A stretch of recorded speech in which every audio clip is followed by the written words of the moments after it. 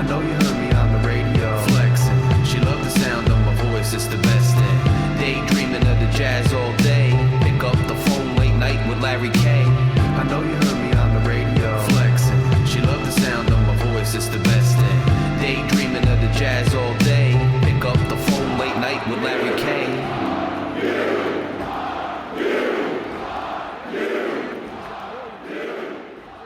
Rutgers fans, welcome to another episode of Night Watch. I am your host, Larry K., and for once in weeks and weeks, we are coming to you with a Rutgers basketball victory. It's a victory Monday for the Scarlet Knights, beating UCLA in their first trip to Piscataway, 75-68. Coach Cronin for UCLA was ripping into his team a few days ago and got himself ejected from a game and all this craziness, but can we at least say that the guy takes dressing very seriously? Like the tie, the suit, it matched the uniforms. Can we get back to that? I mean, I know that there's these endorsement deals or whatever where the coaches ever since 2020 can wear casual gear, but you know, I like how the NHL does it. I like a coach wearing a suit, you know, dressing like the grown man. I just thought that was cool, but let's move that out of the way. Rutgers comes away with a much desperately needed victory. I mean, if you don't get the win here, the end of a 3-game homestand where the first 2 you failed to get a win and it was pretty decisive. Dylan Harper comes back. You can almost tell he lost some weight there just in his face. Must have been through a brutal illness. Welcome sight to have Dylan back in the fold. He's the best player on the team. He's one of the best players in college basketball, in my opinion. Great kid who does love Rutgers, so getting him back is huge for this team. And I think we really struggled without him. We've talked about whether we would have won it with him at full strength or not, and I don't think that, you know, it was that decisive given how bad the entire team was in those games. But we get Dylan back today. He obviously doesn't do it himself, but it's a great addition, and it's just something the defense has to account for, and we win the game. One of the things I can say at the outset is, you know, and this has been indicative of whether we win or lose for most of this season, and I think we kind of knew it would be, and there have been fans and people who had raised the concern that, you know, is this team going to defend the way they need to defend to be able to be a complete team on both sides of the floor? Or is this going to be more of an AAU type team that wants to score points and it doesn't have as much interest on the defensive side of the floor? And I think, you know, aside from the offensive woes with the, you know, the rotation and the offensive philosophy and setting guys up for success and all of those things which matter, one of the biggest things in our losses has been the inability to defend. And I've been somebody who's been an outspoken, you know, voice saying, well, you went all in the portal and you went all in with players who are offensive minded, who have offensive skill sets. You're going to need to play guys who can play offensive ball, and you might need to win some high scoring games. And that might be how your team is able to function. Well, on Night Watch, one of the things we do is we keep it 100% real. I don't cling to narratives if I'm wrong about them. I still think there's some merit in the fact that you have a bunch of offensive-minded guys, and they're never going to be, you know, an elite defensive team per se like we've had in previous Pike years. And you might need to win some games by, you know, doubling down on your offensive prowess. But I don't know how true that's been with this team, as the games that we've seen a little now. Last game, obviously, lower scoring affair against Purdue, and we still couldn't do anything on offense. So, you know, take that with how you want. But when the team plays with intensity on the defensive side of the ball, and when guys are giving maximum effort on the boards and on the defensive side of the ball, is when this team has gotten their best results. Despite the fact that it was built, you know, as an offensive juggernaut, despite the fact that most of the guys might struggle on the defensive side, but supposedly have high output on the offensive side, this team still continues. When you look at the stats, you know, rebounding is a huge part of whether this team succeeds or not. And it's really rebounding on the defensive side of the ball. If the other team is getting second and third chance shots over and over again, we struggle. And the only time a team didn't get third chance shots was because they were draining everything. And I think that was Wisconsin. There wasn't a ton of extra rebounds. It was because they were just draining everything on the first try. But the opposing team's percentages and our rebounding are really highly indicative of whether we win a game. Another thing is our turnovers. Turnovers have been huge. That's the offensive side of the ball.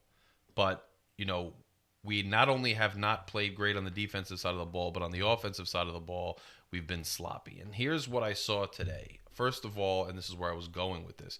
First of all, on the defensive side of the ball, I saw very good intensity, good effort.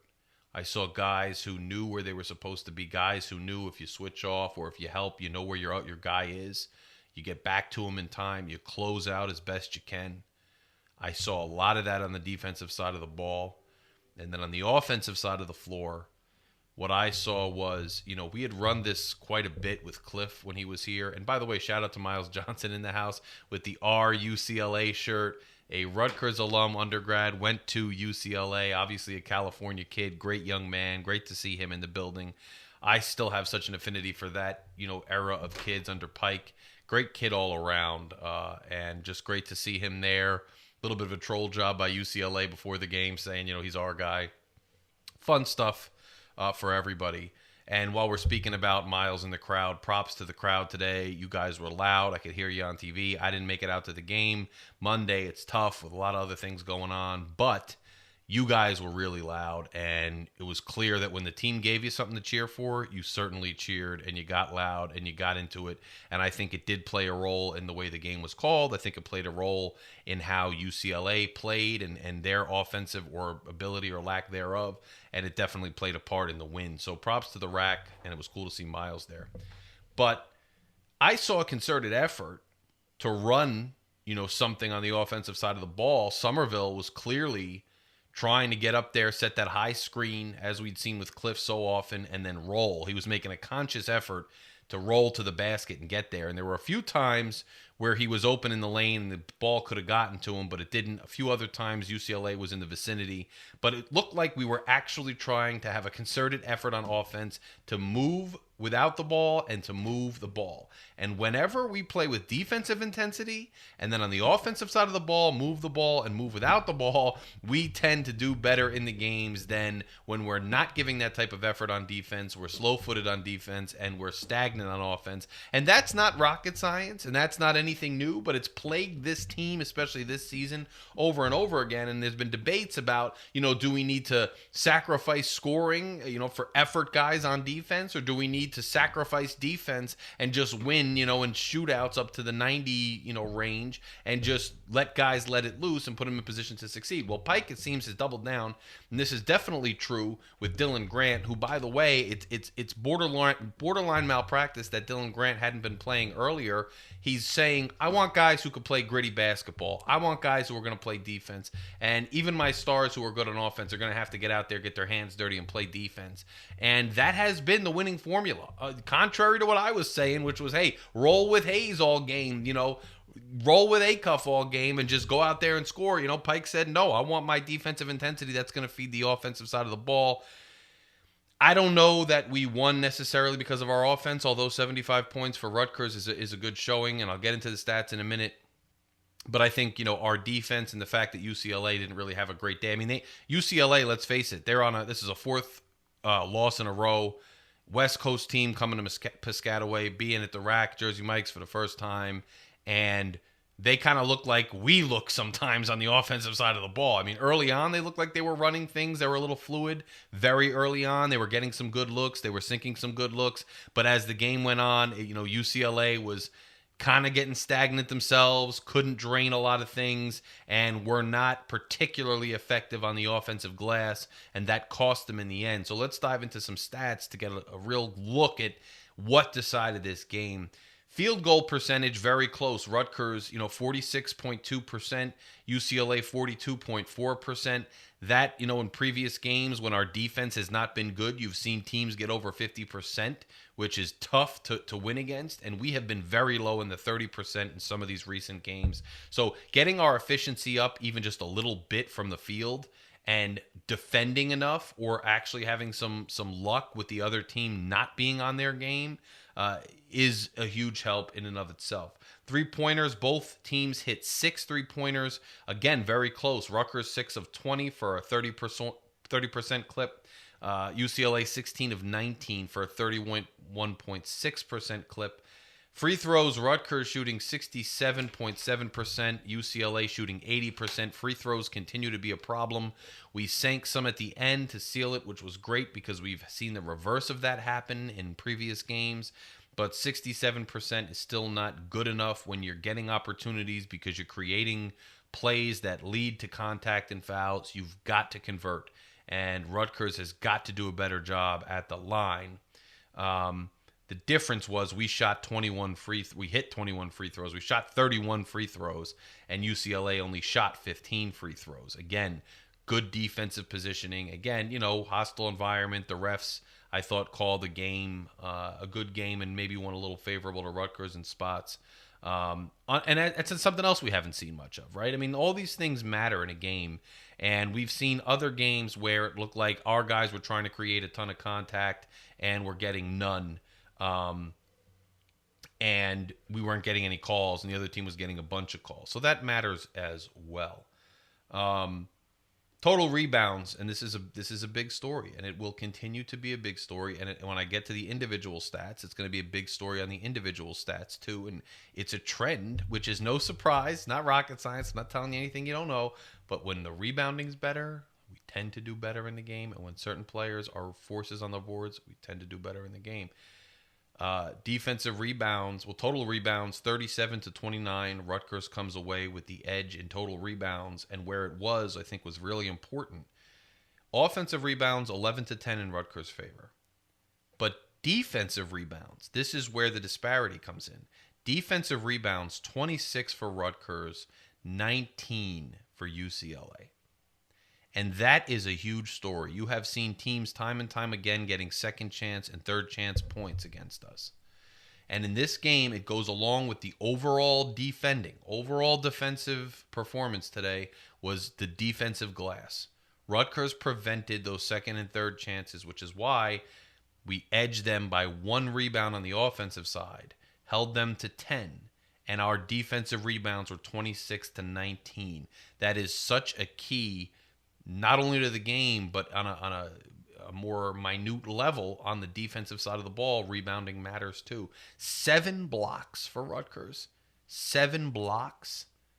2 for UCLA. You see these stats are bearing out a much better defensive performance. And that's part of the reason the team was able to feed off that energy and do well. 10 turnovers for Rutgers, only 9 for UCLA. Still losing the turnover battle. 17 fouls for Rutgers, 23 for UCLA.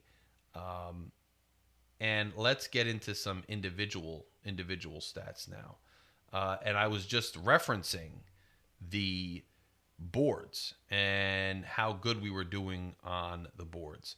And if you look at Ace Bailey's stat line, this has been an ongoing trend as well, right? Ace Bailey, when he's a force down low on the boards, and I'd love to see him even continue to be a force down low on offensively, getting to the rim a little bit more. But when Ace Bailey is crashing the boards and doing it effectively, Rutgers has overall had a better outing, and that's still true today.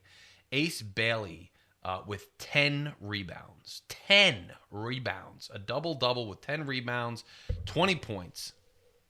Led the team with 20 points. I still thought there were a shot or two with Ace that were maybe ill-advised, a pass or two with Ace that was ill-advised, but the 3 down the stretch at the end of the game was absolutely huge. He's a guy who can hit a 3 like that right in the face of a defender, and you can count on him to do that sometimes, and so that was good. That's the type of plays you can get from Ace, especially when he's feeling it. That was huge. Dylan Harper back to his old self. 18 points, 4 assists, 4 rebounds. There were times, once again, where Dylan had to just take that rock gracefully and smoothly, get to the hole, and he did it through, driving the lane.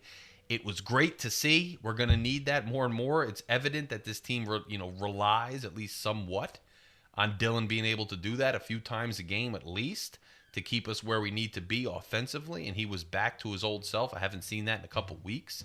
He was able to do that. Martini, there's something about him. If Pike is still sticking with Martini this much, I know there's a lot of people out there saying he just can't play in the Big Ten, but, it's not like he did much today. 15 minutes, 4 points, 1 rebound. He did hit a 3, and the crowd went nuts, and it seemed like he was excited that he hit the 3. But then after that, kind of took one shot before that missed. Another shot went in and out, hit a foul shot. Pike believes in him for some reason, so he must be doing something in practice. He must be doing something. I mean, he was a good player before he got here for all intents and purposes. He was part of a Princeton team that made a run to the Sweet 16, so he can't be completely bad. Pike's sticking with him a little bit, giving him a little bit of run, but overall, the defensive vulnerability with him and the lack of ability to consistently drain threes is haunting him. But that's where Dylan Grant comes in, playing the 4 for parts of this game with Somerville at the 5. And the grit and intensity of Grant, I just don't understand why he wasn't playing earlier. He has that budding, energy of a little bit of a Mawat Mag in that sense. I don't know about the skill set being exactly the same, but he's got some of those budding, energies and the way he fits into the team. I'm surprised he didn't play earlier because, he's a real force and kind of one of what Pike says and other guys call a glue guy in a lot of ways. And having him in there makes a difference. And now since the revelation has come that he can get meaningful minutes and change the energy of the team and the complexion of the team, he's been in there. And I think it was another he played 24 minutes. He's playing starter minutes at this point. So probably should have given him a run earlier, quite frankly. Dylan, I went over already. Acuff, 15 minutes on par, a little more than Martini, a little more than Ogbole. And Ogbole, by the way, again, the intensity was contagious because Ogbole comes up on a rebound, snatches it out of the hand of the UCLA player and puts it back in. That's the type of stuff that's been happening to Rutgers all year because we've just been lacking in matching other teams' efforts. And this game was the opposite. Ogbole, great example of that. But Acuff playing about on par with Ogbole and look, hits some nice shots, creates some nice things on offense. He can still make a beautiful move to the basket, every now and then and really beat a guy off the dribble. And, he's versatile with the basketball in his hands, but Pike has made the decision, contrary to what I was saying. And, hey, kudos to Pike. He was right here, at least for this game. Acuff is sometimes a step slow on defense. And so he got his minutes, and it was meaningful minutes, and he helped for sure. But the defense was paramount, and it's probably always going to be with this coach. And so the minutes were allotted that way. Jeremiah Williams, much better game today. 11 points, a rebound, and an assist, 26 minutes played. He was much more effective scoring with the basketball. And we've been saying, and I don't think it's ever going to be one consistent guy. A lot of people have been saying, where are we going to find that third scorer? And it's an ongoing project to find it. I don't think you're ever going to have a consistent third scorer. A lot of people said, it's going to be Acuff. It's got to be Williams. Who's going to play that role? And I don't think anybody's going to hold down that role and solidify it for this season. I think it's going to be every game somebody different. The thing is, somebody's got to do that, right? Whether it's Acuff, whether it's Somerville, whether it's Davis, and he's done it before, whether it's Williams, somebody's got to take that third scorer role and get into those double digits for us to have success. And this time it was Williams. And again, the defensive intensity was good from Williams, and that's why he was playing. Defensive intensity from Somerville. I mean, there was a play where he's on his man, he's alert, and there was a pass to get it down low, and Somerville sticks his hand right in there and rejects the pass, and it's a turnover. We take it the other way. I mean, his intensity was good. I thought he was trying to run consciously some things on the offensive side of the ball. Like I said, the high screen and roll. And on the defensive side of the ball, he was locked in. And that's a big part of the reason we succeeded. But don't count out the fact that UCLA is on a skid right now. They're not playing the best basketball. Their shooting percentage was much lower than a lot of other teams. Now, part of that has to do with our defense. Part of that has to do with the crowd. And part of that has to do with, just them not being a great team right now in the way that they're playing. So it's excellent to get a win because the door is not shut literally, mathematically, actually. And I don't know that the door would have even been shut mathematically had we lost. But, had we lost, you lose 3 games in a row at home. I mean, at that point, there's not much else you can do. So winning the game is great because it keeps us somewhat alive. What is disappointing, and everybody knows this, is, you have a 3-game homestand. It's unfortunate that our best player gets sick, can't make the trip to Indiana, can't be 100% in the 2 first games of this homestand. And, now you win a game against UCLA, who's struggling, but you still are looking at a really rough and long road and a tough road to try to get to where you want to go this season. And that's unfortunate, right? So we kind of pick up the pieces now. We go on the road for this little road trip. We are at Nebraska Thursday at 9 p.m. We are at Penn State after that on Monday the 20th. And then we come home. We don't really come home because we're not at Jersey Mike's on the 25th of January. We're at MSG, and I think it's technically a home game. I'm not even sure. I don't know if it's neutral site or technically a home game, but number 12 Michigan State is coming to MSG, which the crowd will be a home crowd, but it's still not the same as playing at Jersey Mike's. And this team struggles away from Jersey Mike's, whether that's a neutral court or whether that's on the road. So we're not coming back to Jersey Mike's until February 1st. And that is Michigan visiting. So you continue to have tests against Big Ten teams. Now, can this team turn it on and turn it up?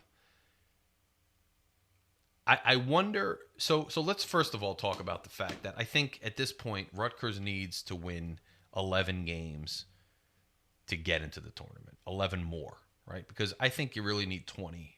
And that's, I think you need 20. And with the losses you have, the bad losses, you don't have any room for error.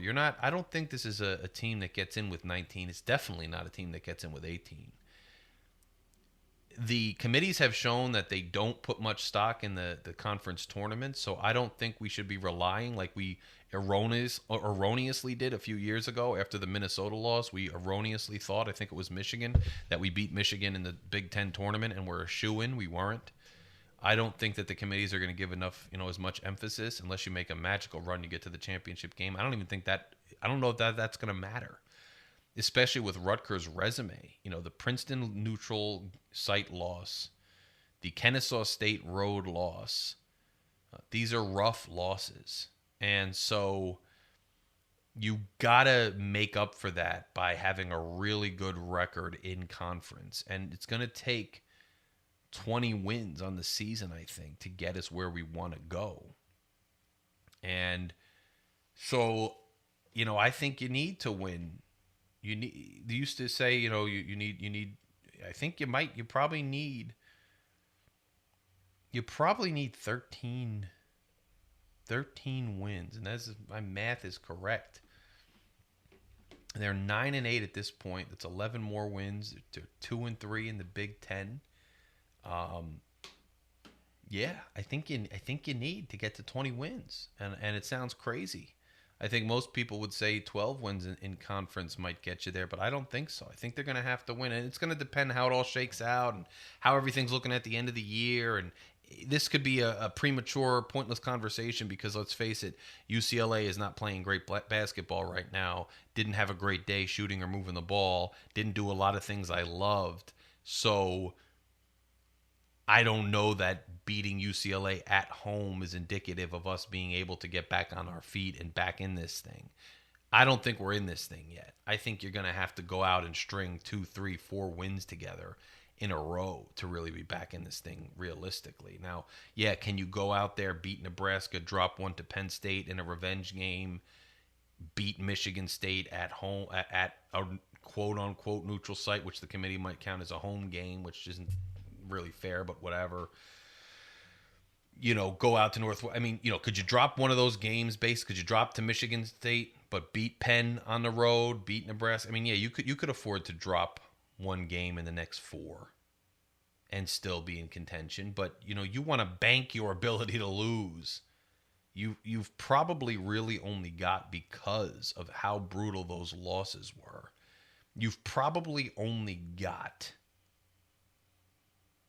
a few more losses to absorb here, and you'd want them to kind of be reserved for when you really have an off night. You're going to want to string some wins together here, and it starts with this road trip, and it's not going to be an easy task. It's not going to be an easy task at all. They've put themselves in this hole, and I really think they got to get a bunch more wins now. Can they do it? Yes, but in order to do it, I think what's going to need to happen for this team now is if Pike has found and Durack. I mean, Durack, who had been a high effort guy, but who failed to pass the ball enough last game. We had that incident we saw, wouldn't pass it, hit the jumper from half court. I'll say that in this game, and I know I'm kind of going back because I had forgotten to mention this, we had less takes to the rim that were just absolutely had no chance of succeeding. We had more takes that were more artfully executed that had a chance of actually succeeding. Durack, for all the effort he's given us, and I don't know if there was an issue. I missed while he was not in the game, if there was an injury or something. But I like some of the stuff he's given us, but him not being in that game, there was a lot more. Sometimes it was more sound on offense and defense. It was not a lot of out of control play in that regard on the offensive side of the ball, and he's a decent defender, but sometimes he's at a position or beaten just like some of the other guys. So I say that to say that if Pike and Hayes, who is just a step slow on defense and struggles to create his own offense other than, shooting from the perimeter, but when he's not hitting from the perimeter, it's even more anemic with him. I'm sure these guys will get run again, especially Durack. I'm sure he's going to get in the game again. But if Pike has settled on a rotation, and this was a rotation tonight that seemed to be constantly plugging guys, but a limited amount of guys. Constantly keeping them fresh, but a limited amount of guys. If he's now going to focus on defensive play, high intensity, high effort, these guys are going to give it to me, and actually moving around on offense and trying to find the right shot and taking the right shot. This team this team can sustain that, they have a chance to now turn on some other gear and become almost this Cinderella team in the year 2025 after such a brutal opening to the season and still salvage this thing. Do I think it's likely? I don't think it's likely because we've seen efforts like this before with this team where the defensive intensity is high, where they're crashing the boards like monsters, where Ace Bailey has an efficient game, or at least in raw numbers is one of the leading scorers and is a real factor, where he's a big factor on the boards, where everybody's engaged and locked in on defense, and everybody's moving the ball around and doing what they're supposed to do on offense. Only the next game to see it kind of completely fall off and go back to low effort, ISO ball, Harlem Globetrotter stuff, and fall off. Now, until this team can show me that this is who they now are on a consistent game in, game out basis, I can't say it's likely that they do this. What I can say is, as a fan, I'm certainly hoping that happens.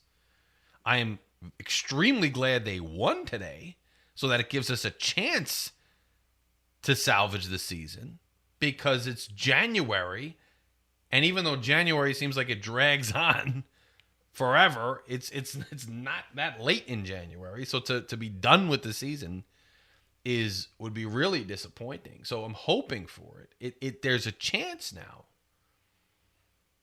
But until this team strings together a few of those games where they are this team that we saw tonight, I don't know that it's likely yet. But if Pikes found something in this rotation, and if these guys are seeing the payoff ultimately now in the victory, maybe they can find a way to stay locked in like that and continue to bring this effort. The thing is, not every team is going to be struggling the way UCLA was struggling. Some teams are going to hit a lot more shots consistently as the game goes on. And Rutgers, until really the middle of the second half, still had that struggle where even if they were locked in defensively, or even if UCLA was struggling to hit shots, Rutgers was having a drought on the offensive side of the ball. That ended a little bit in the second half where they were moving it around. They were getting things to fall. But you're going to have to hit more of your free throws at a much higher percentage. You're going to have to keep up offensively and stay engaged defensively, even when the other team is going through a couple minutes of being on fire and draining everything. Even when you're on the road in a hostile environment and it's not going the way you want it to go, you're going to need to dig deep and find that grit and intensity on both sides of the ball, specifically the defensive side of the ball, and gut out some of these wins. And I haven't seen it from this group yet. But it can happen. And you hope that it does happen. And so it starts at Nebraska. And nothing is easy in this league. But the team has the talent that if they play this way, they can hang with any of these teams. They just haven't been able to do it. And UCLA isn't world beaters, especially right now. So I'm not getting too high. I'm not getting too low. You now found something in Grant that you found a couple games ago. This is the first game back with a healthy Dylan Harper, 100% healthy. This is the first game you've changed the rotation a bit and really found your guys to really give that defensive effort the way you want it. And the guys bought it. So I also can't be a naysayer and say that, this is all the same. This is a new iteration so far this season. We're on, our fifth, sixth iteration by now. And this one, like a couple other iterations in the past, looks promising. Can they maintain it? Can they keep it consistent? Like I said, there's going to be some variability. Like, who's that third scorer? It's going to be Acuff one game. It's going to be Somerville one. You'd hope it's Jeremiah Williams on a more consistent basis because of what he can do on both sides of the ball, but he's had rough games this year too. So it might not be him one game. You might need more out of Acuff one game. You might need more out of these guys. You might get Durkak back, and you might need one out of him. It's not going to stay consistent. Don't just think it's, these 7 guys is going to be the end of the season. If it is, great. But I still think there's going to be some variability. But as a unit, can this team, with these guys taking the bulk of the minutes and the guys you're leaning on initially, can they string wins together? Because they're going to have to start now. There's no margin for error. There's no more, you can't go on any more extended losing streaks. And it's hard because it's on the road, and this team traditionally is not good on the road. So can they come out of this road trip winning most of the games? Because you've got to try to get to 20 wins here. And that's going to be tough. That's going to be tough. You've got 15 games left, if my calculations are correct. 15 games left in the Big Ten. You got to go 11-4. So you have 4 games to lose. You can't drop 2 of them in the next couple weeks. You can drop 1. Now, I'm not the authority on such things, but that's just how I'm feeling about it and how I think it's going to be. If I'm wrong, drop it in the comments. But I think you gotta kind of go 11-4. Let's see if they can. It's an encouraging game. Congratulations to all the fans that were in attendance, got to see that win. First ever, UCLA trip to Piscataway. Cool to be there. Cool to see the great, a gritty, memorable performance. Let's hope it continues. I'm glad everybody had a good time and we got a victory. You can't lose them all. It's like you can't win them all. You can't lose them all. It was a good shot to win a game. Big Ten's tough. Going on the road in the Big Ten's tough. Even if Rutgers is not at the top of the Big Ten standings right now, you still can't take us for granted. You come into the RAC, bad things are going to happen. It's a house of horrors for the rest of the Big Ten, and that's how we want to keep it, and that's how it should stay. But I'll be with you guys soon to talk more basketball. Make sure you tune into the other creators. I always listen to I have my rotation. I listen to the Night Report guys. I listen to Aaron Brightman. I listen to the Rutgers Rant. These are I can't wait till they drop their show so I can listen to it. So make sure you check them out. And if you guys have not done so yet and you listen to me or you've seen my face more than once or you've tuned in once or twice, just go do me a favor. Click that subscribe button on your way out. It'll keep you updated on new content that I have coming out. There are more things in the works, as I can consistently say. I'm doing so many different things and got so many balls in the air and irons in the fire that it's not always easy. But I try to bring you consistent content because you are out there helping to grow the channel and keeping your eyes locked right here to the Night Report.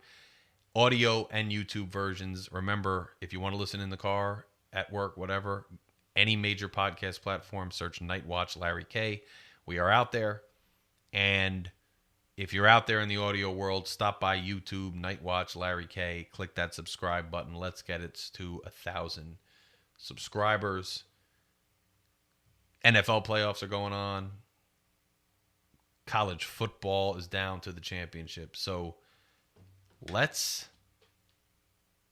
keep it locked, man. And let's hope the basketball team can string some wins together and keep this thing interesting right down to the wire. For now, go Knights. Larry K is out. Larry K is